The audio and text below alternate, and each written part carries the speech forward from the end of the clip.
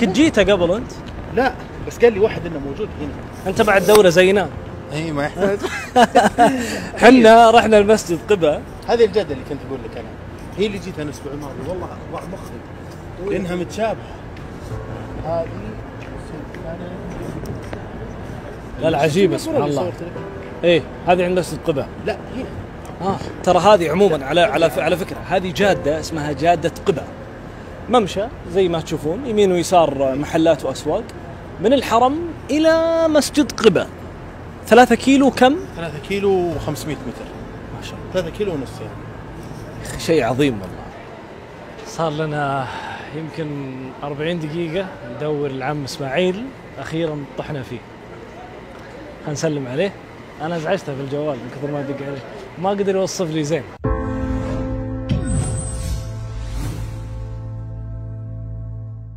السلام عليكم عمي. كيف حالك؟ أنا دقيت عليك الحين. والله 100 السلامة وأنا الله يسلمك. أنا رجال كبير والله ما عندي لا ما شاء الله عليك، أنت وصفت لي صح. كيف حالك؟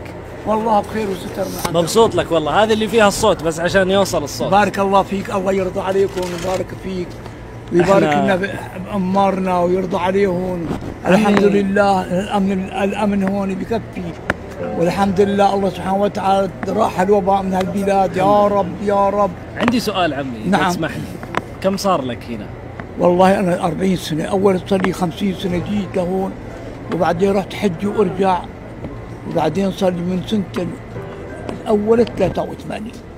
40 سنة وانت في هذا المكان ولا يوم فاتك؟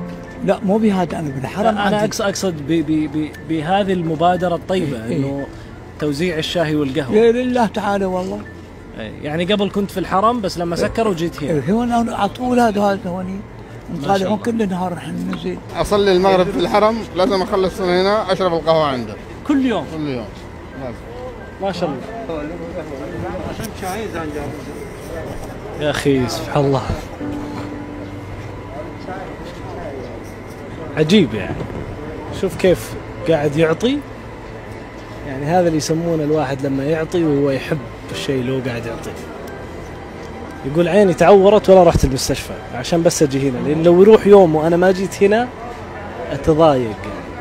كم متوزع كوب في اليوم تقريبا؟ والله كنا اول ننزل كان في غريب ننزل 64 62 ثلاجة. ما شاء الله.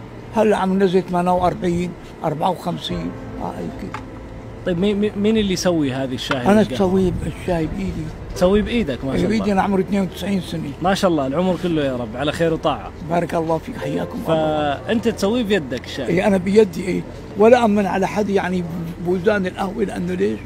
هي شغله يعني بدي تكون يعني شغله تكون طيبه وتطلع، اذا ما كانت طيبه ما بريدها.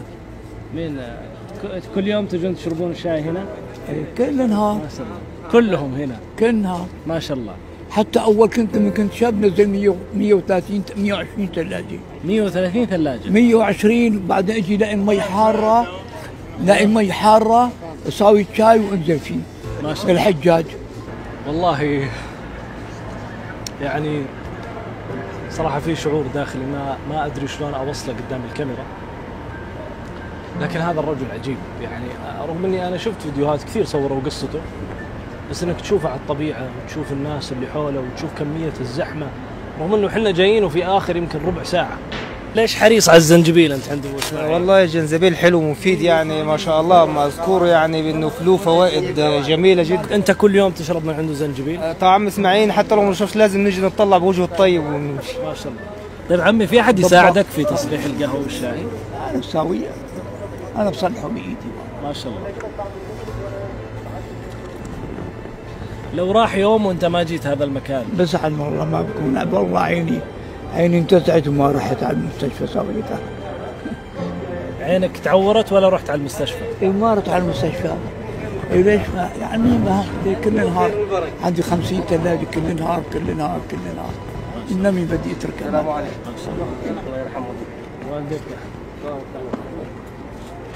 يا الله صفونا الكاسات يا شباب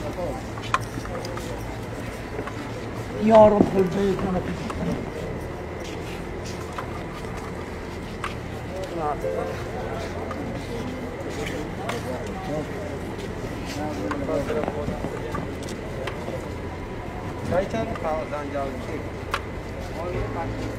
العطاء اللي داخله عجيب، رجل عمره 92 سنة، يعني أكبر من عمري في 50 سنة ويعطي هذا العطاء، أو أكبر من عمري في 60 سنة. شوف ما شاء الله كمية العطاء، وهو اللي يصب وهو اللي يصلح القهوة، وهو يمكن في ناس الآن في عمر بسيط تلقاه ما يعطي، يوكل أحد ثاني عشان يعطي غيره. عمي إسماعيل، نعم.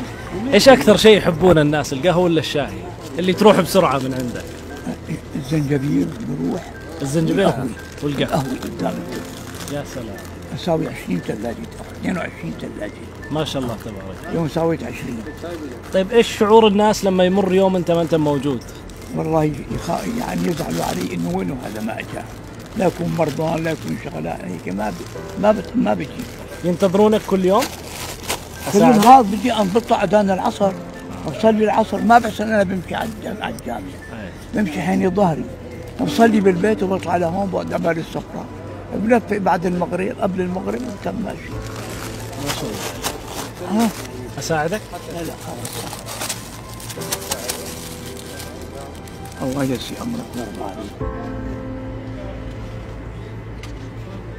كبرنا ما عملنا. خلي اساعدك.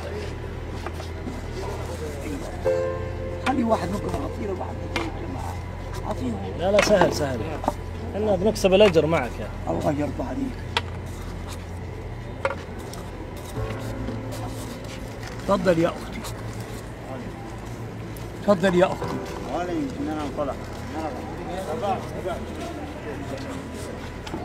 هذا شاي ولا قهوه؟ شاي هذا حطه مع جنب، لا تعرضوا على الأول. ما في جنزبيل؟ اسماعيل في زنجبيل. يا ريت والله يا عم اسماعيل. انا بذوق قهوتك اليوم يا عم اسماعيل. حنجي من الرياض عشان نذوق هذه القهوه الحلوه. الله يحييك. يلا يا عم اسماعيل عشان احنا رايحين الحرم للحج. الله يسي امرك. والله قهوه ما شاء الله لذيذه جدا ما شاء الله. عندي سؤال عمي اذا تسمح لي عشان الناس يستفيدون بعد. نعم. ايش اكثر شيء استفدتوا من هذا الشيء اللي انت قاعد تسويه؟ والله انا مستفيد لاني عم زرع عند الله. ايوه، يعني ما اريد انا اخذ من حد شيء، بس تجي حرمه بزت 5 ريالات، ايش ودي اتقاتل انا وياها؟ ابشيلها بعطيها لهم بوزعها لفوق. لا تاخذها في جيبك لا اذا كل شيء جاني بجيبي كله بصرف. تمر قهوه كله مليان ثلاجات هنا.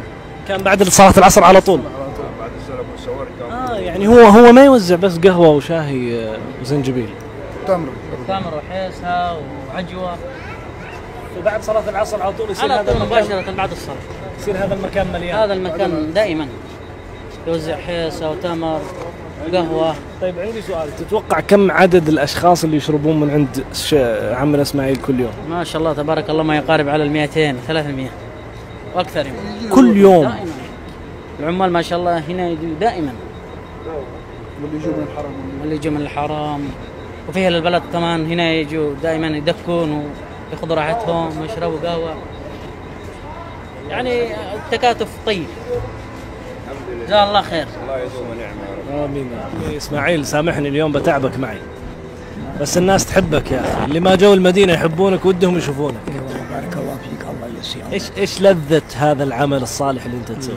يعني برضه اني لذته اني انا رضيان ربي علي، وانا امين ان شاء الله وصلي عند الله. أنت بعد صلاة المغرب طبعا تروح البيت خلاص؟ بعد صلاة المغرب بروح على البيت. إيش السعادة اللي أنت تحس فيها بعد ما تطعم اليوم أو تساعد أكثر من 300 شخص؟ لا في أزيد من 1000 شخص بيجي. شوف هذا كل نهار عندنا صندوق هذا كرتون. ما شاء الله. السلام عليكم. إيه أنا رضيت الله. إذا كان واحد يعني ما شرب من عندي بزعل على حالي، وبدي شغلتي إني أشتغلها أكون يعني أسطح الموجود تطلع. وشفت السفرة بالحرم هذه هي كلياتها من بعدي أنا. أنت بديت سفرة قبل 40 سنة، سفرة بالحرم. إيه قبل 35 سنة 36. ما شاء الله. كانت سفرة خاصة فيك كل يوم تجي؟ يعني كل نهار أجي. لا عندنا اثنين وخميس ايام البيض. ما شاء الله. ورمضان كامل؟ ورمضان مالي سفرة، لانه كان انا امشي مع اللي شو اسمه، مع هذول اهل القران يعني. لا ما في عندي سفرة برمضان، برات رمضان عندي سفرتي برا. ما شاء الله. تساوي سفرتي برا. وتساوي الاكل في البيت والشاي والقهوه وتودي عليه. اي برا، اي برمضان. ما شاء الله. حتى ايام الاجازه الخميس والجمعه والسبت برضه. يعني ما هاجي، خاصه ايام الحجاج كل نهار ننزل احنا. طيب لو صارت لك مثلا شغله او ظرف العصر في يوم من الايام، ايش تسوي؟ بس ما بروح عليه. يعني لو جيتك قلت لك شيخ اسماعيل ابغى ازورك في البيت بعد صلاه العصر. والله ما بحسن يعني الا بدي انزل له انا. ما شاء الله. فتلغي كل شيء فترة العصر عشان بس تجي في هذا المكان؟ نعم اشتغل لله. ما شاء الله. يعني هذا انا هاجرت مثل ما هاجر الرسول عليه الصلاه والسلام. عشت في سوريا؟ اي. انا قبل سوريا انا عمري 92 سنه. يعني جيت هنا وعمرك في 50 تقريبا. اي لهوني اي كامل 50 53. كنت شاب اشتغل قد 5 6 7. ما شاء الله. حطني الله باب ابونا ابراهيم الخليل. ما شاء الله تبارك الله. اجوا ضيوف علي ولا لا يعني ادوب يا الله اقعد اسوي هالزنجبيل واشر وكذا، ياكلوا معي ساعتين وبعدين ترم بده نص ساعه وبده طحن نص ساعه، ياخذ 6 ساعات الا ربع. عم اسماعيل، نعم. ايش نصيحتك اليوم لكل شخص كل شاب يبحث عن شيء جميل في حياته؟ شوف، بنصح ان الواحد لا يكذب ولا ياكل حرام ولا يزني. ايش تنصحهم مثل في مثل هذا العمل الزين؟ هذا العمل انا بريد ان كل الناس تشتغل وتصير يكون عندها ما تمد ايدها، يعني تشتغل وتعمل. هلا انا اللي تعال تساوي القهوه عندك، اقول لك لا انا ما بامن منها، ما بامن. ليش؟ لان انا عم اسقي العالم كلها هذه برأتي. طيب هنا في الرياض في المدينه معك اولادك معك؟ لا ما في معي ولد واحد مضارب وجا ومرضان. انت ابنه؟ ها ما شاء الله تبارك الله. انت تساعده؟ خليني اجي عندك عشان يصير الصوت واضح. انت تساعده كل يوم هنا؟ الحمد لله فضل رب العالمين. ايوه ما شاء الله. الحمد لله.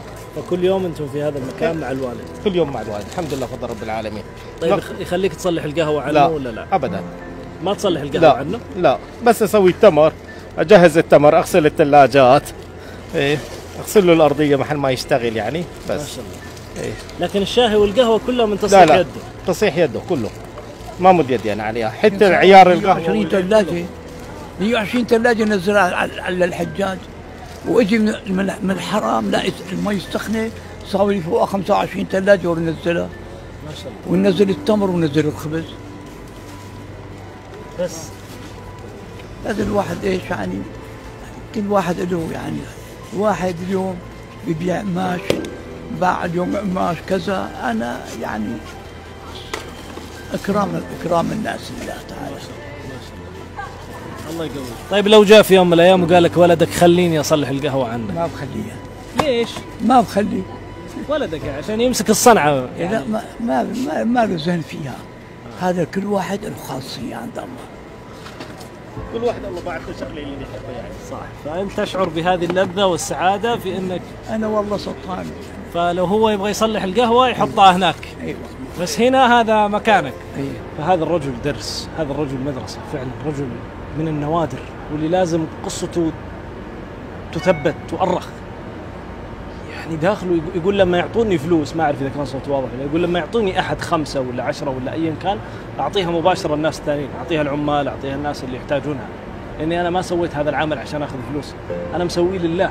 وترك كل شيء، لو يلقى شغل، لو يلقى عمل، لو يجيه ظرف يترك كل شيء بمقابل انه يجي في هذا المكان يصب الاكثر من 300 شخص يوميا بين شاهي وقهوه، ومن اجود الانواع، قهوته لذيذه فعلا يعني، غير التمر والعجوه هذا مدرسه فعلا. الله يحفظك يا عمي، وانا سعيد اليوم اني شفتك. الله يرضى عليك. يعني اتمنى لك كل خير، واوعدك اني ما اجي المدينه الا امر عليك والله الله واشرب من هذه القهوه اللذيذه ان شاء الله. الله يحييك. قهوتي لذيذه مره. اي طبعا طبعا مميزه صراحه.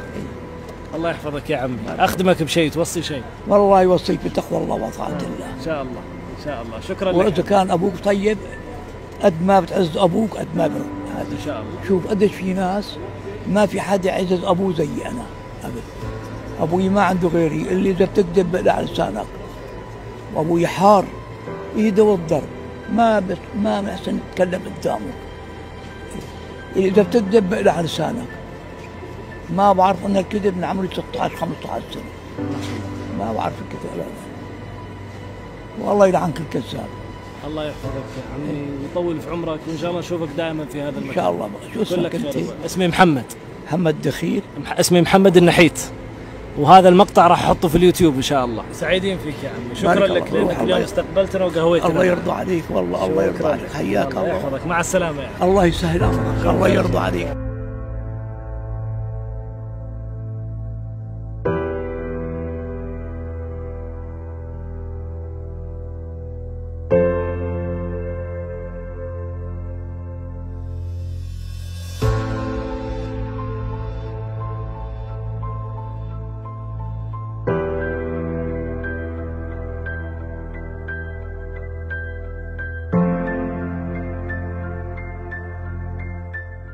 يا أخي أنا أغبطه صراحة على اللذة اللي هو يشعر فيها بعد كل مرة يخلص من هذه الزحمة وهذا العطاء اللي هو سواه.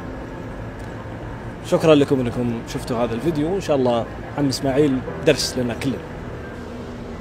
يقول هنا اللي يشتهي الأكل في المدينة لا يفوتها البخاري. وين ما أكلت بخاري في أي مكان في السعودية في المدينة بخاري مختلف. فبندر مختارنا مطعم طبعا مو باعلان عشان ما حد يقول عن المطعم، بس يقولون عنده انواع رز كثيره، وعنده منتو. افتح الباب. يقول منتو يغمش، وايش بعد؟ منتو يغمش وايش؟ بف. زربيان. بس زربيان. رز زربيان وبف. بف ايش البف؟ زي زي السمبوسه مربعه. سمبوسه مربعه. سمبوسه مربعه بف. انا متاكد انها ما هي مربعه ابدا، بس بندر عنده مشكله في الوصف. توكلنا على الله. كوزي. لا في كذا شكلها.